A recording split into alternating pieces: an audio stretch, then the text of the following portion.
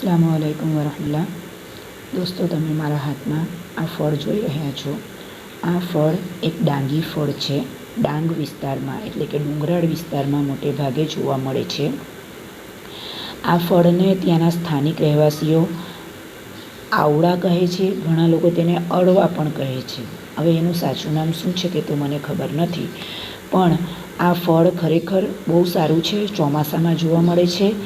એની ઉપર ખાટા આંબળા ખાઈએ ને એ રીતના પાસા પડેલા હોય। આ ઉપરાંત આ ફળને તમે ધ્યાનથી જોશો તો એની ઉપરથી તમને રેસા પણ દેખાશે, એટલે રેસાદાર ફળ છે।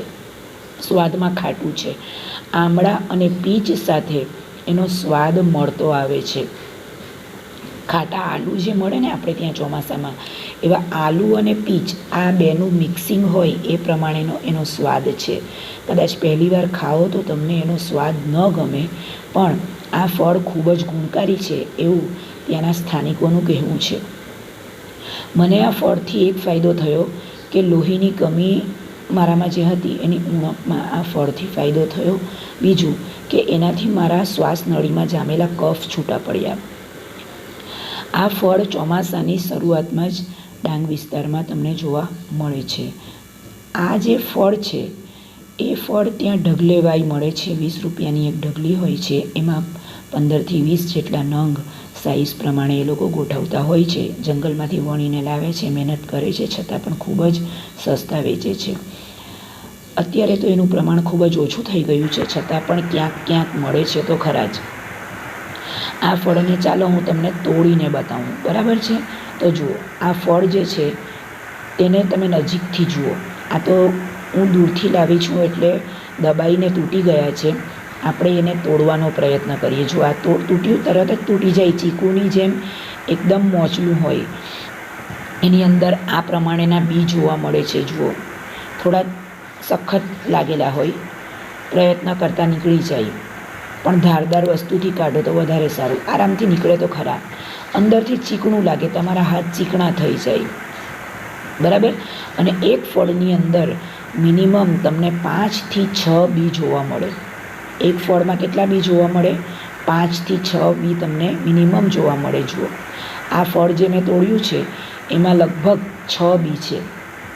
જો 1 2 3 4 5 ને 6, બરાબર? 6 બી તમને એક ફળમાંથી જોવા મળે। ખૂબ જ ટેસ્ટી છે, ખાવાની મજા આવે એવું ફળ છે, ગુણકારી પણ છે। આ ફળ વિશે લોકોને વિસ્તૃત જાણકારી નથી। મારે એના વિશે, એનો સ્વાદ બહુ સરસ છે,